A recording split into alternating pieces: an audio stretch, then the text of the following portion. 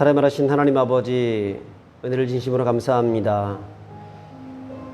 오늘 이 아침에 저희들을 불러주셔서 함께 기도의 시간을 갖게 하심을 감사합니다. 오늘 우리에게 말씀하여 주시옵소서. 주의 말씀을 듣고 주의 뜻대로 살아가기에 부족함이 없도록 주님 우리를 인도해 주시었길 원합니다. 말씀 앞에 아멘으로 응답하게 하시고 그 말씀을 잘 박힌 모처럼 내 가슴에 콕콕 새겨 넣을 수 있도록 도와주시고, 그리고 말씀이 가라는 곳에 말씀이 우리가 걸어가고 말씀이 서라는 곳에 설 수 있는 그런 신실한 주의 백성들 되게 하여 주옵소서. 이 시간 주님께서 모든 걸 함께 하시고 선한 것으로 인도하여 줄 믿사옵고 우리를 원하신 예수 그리스도 이름으로 기도합니다. 아멘. 하나님 말씀 보겠습니다. 예레미야 32장 36절부터 44절입니다. 교독하겠습니다. 그러나 이스라엘의 하나님 여호와께서 너희가 말하는 바 칼과 기근과 전염병으로 말미암아 바벨론 왕의 손에 넘긴 바 되었다 하는 이 성에 대하여 이와 같이 말씀하시니라.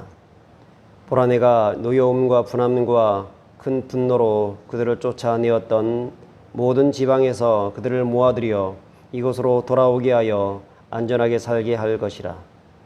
그들은 내 백성이 되겠고 나는 그들의 하나님이 될 것이며 내가 그들에게 한 마음과 한 길을 주어 자기들과 자기 후손의 복을 위하여 항상 나를 경외하게 하고 내가 그들에게 복을 주기 위하여 그들을 떠나지 아니하리라.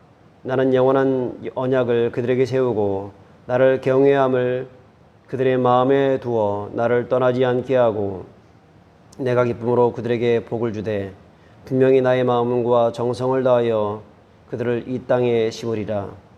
여호와께서 이와 같이 말씀하시니라. 내가 이 백성에게 큰 재앙을 내린 것 같이 허락한 모든 복을 그들에게 내리리라.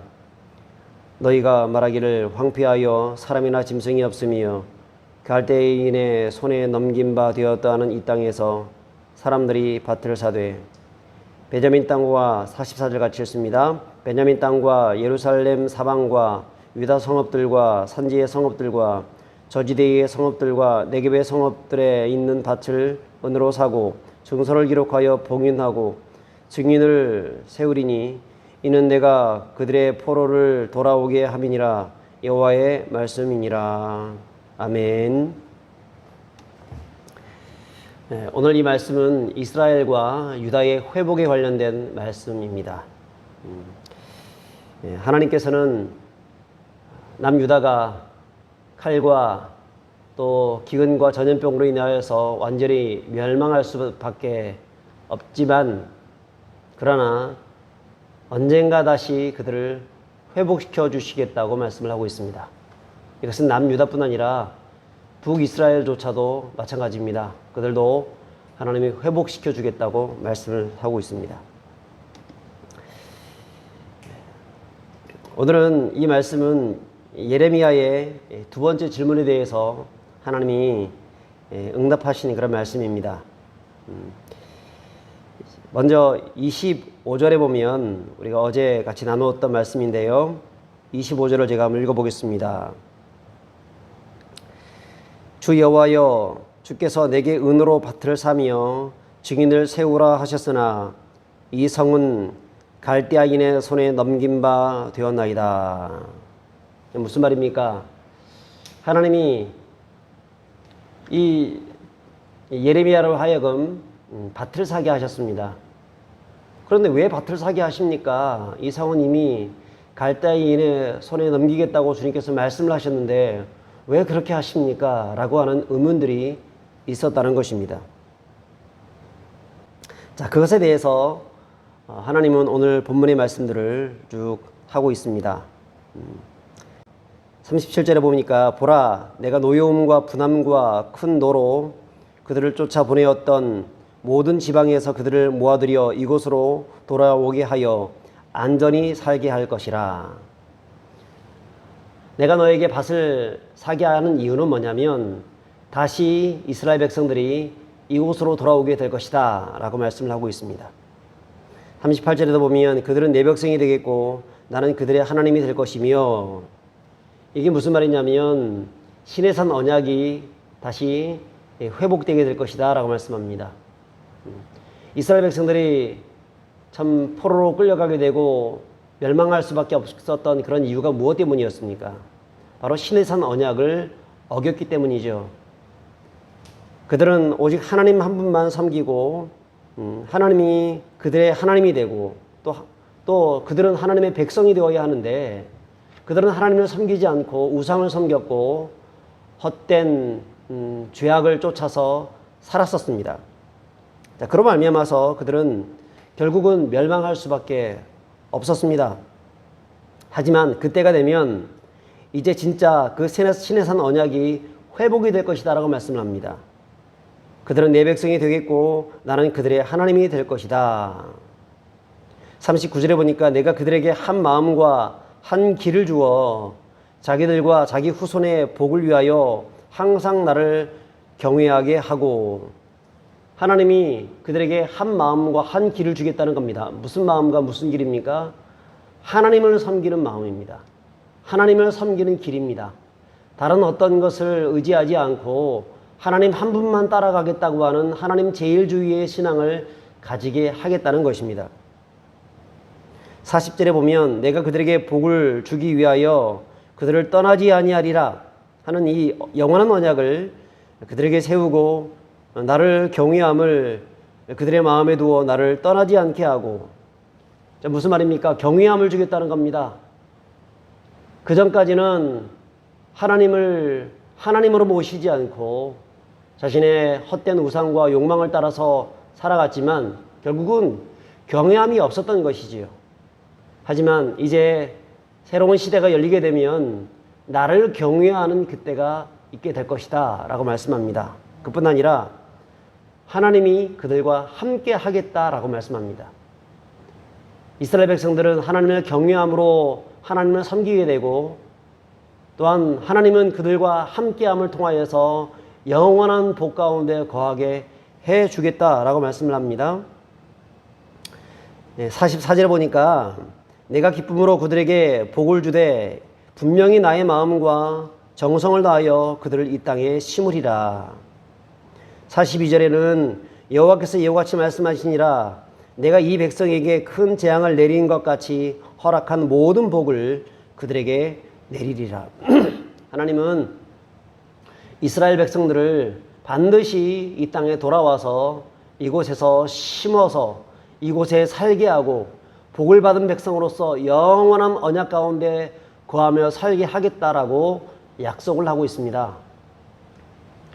그러므로 결론적으로 43절, 44절 우리 이것은 같이 읽어보겠습니다. 시작. 너희가 말하기를 황폐하여 사람이나 짐승이 없으며 갈대아인의 손에 넘긴 바 되었다 하는 이 땅에서 사람들이 밭을 사되 베냐민 땅과 예루살렘 사방과 유다 성읍들과 산지의 성읍들과 저지대의 성읍들과 네겝의 성읍들에 있는 밭을 은으로 사고 증서를 기록하여 봉인하고 증인을 세우리니 이는 내가 그들의 포로를 돌아오게 함이니라. 여호와의 말씀이니라. 무엇입니까?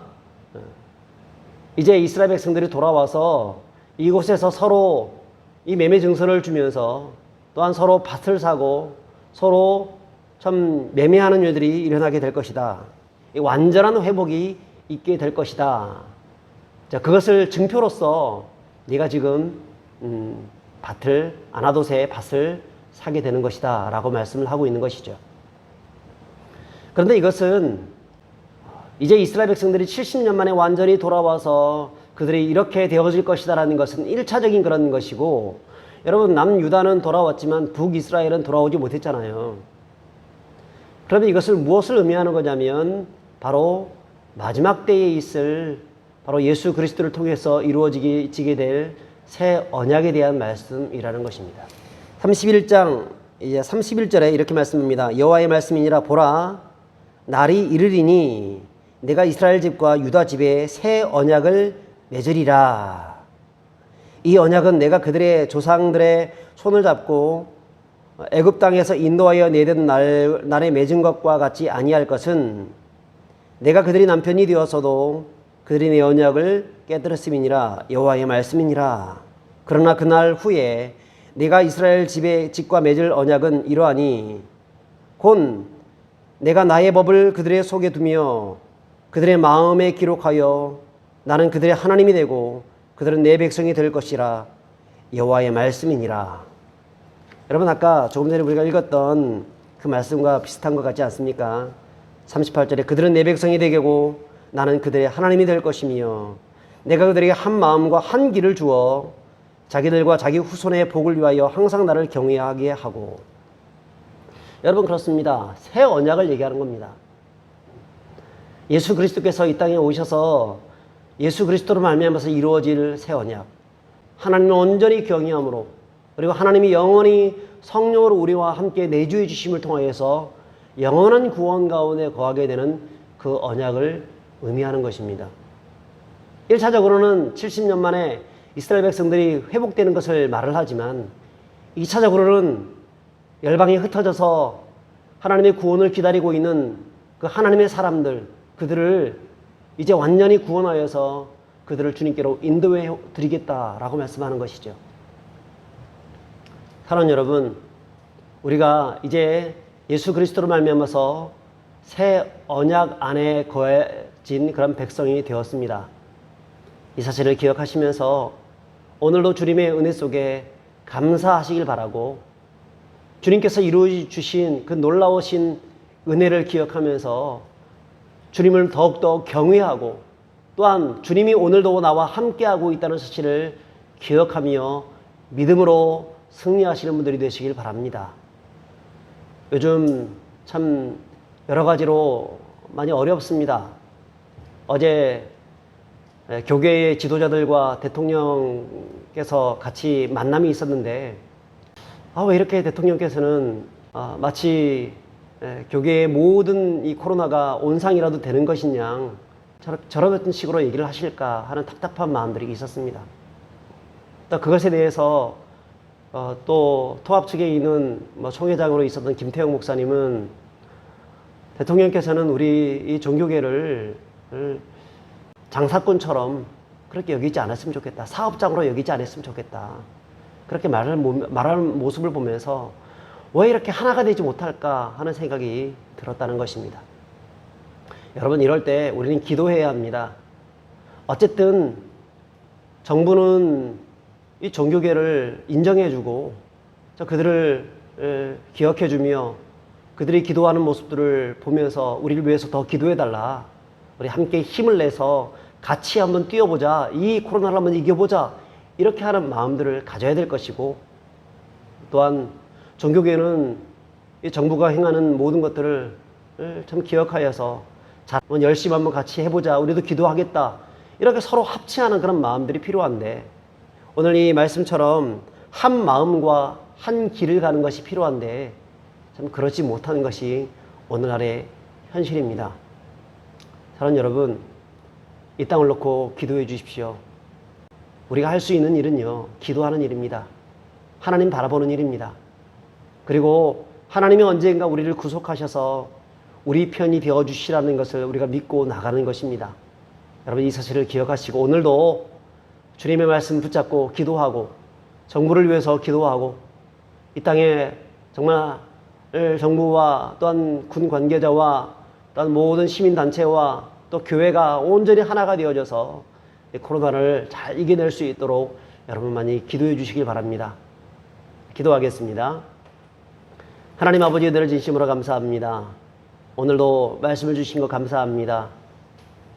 예레미야가 하나님이 행하시는 일들에 대해서 의문이 있어서 질문을 하였지만 그것에 대해서 하나님은 조목조목 어떻게 마지막 때에 새 언약이 성취될 것인가를 말씀을 해주고 있습니다. 예수 그리스도로 말미암아서 이루어지게 될 완전한 주님의 그 은혜의 나라, 주님 그 새 언약이 성취되어지는 그 나라가 우리 안에 임하게 되었음을 감사합니다. 그리고 이제 나중에 예수님께서 오실 그날, 재림하실 그날을 우리가 기대하고 있습니다. 그때까지 믿음으로 인내하면서 살아가게 도와주옵소서. 코로나로 말미암아서 성도들이 많이 힘들고 한국 교회가 참 어려움 중에 있습니다만 이때 참 정부와 한 마음이 되어져서 이 코로나를 잘 이겨내게 도와주시고 세상의 빛과 소금 역할을 감당하는 교회가 되게 도와주시며 그리고 그들에게 복음을 증거하여서 주님의 오실 그날을 준비해 나가는 교회들이 될 수 있도록 인도하여 주옵소서. 오늘도 함께하여 주옵소서. 오늘도 우리 성도들의 모든 삶의 영역 속에 주께서 주장하여 주시고 저희들의 연약한 육체와 영혼에 하늘의 은혜를 더하여 주옵소서. 인도하여 주실 것을 믿사오며 우리를 구원하신 예수 그리스도 이름으로 기도합니다. 아멘. 오늘도 주님과 함께 동행하시면서 승리하시길 바랍니다. 감사합니다.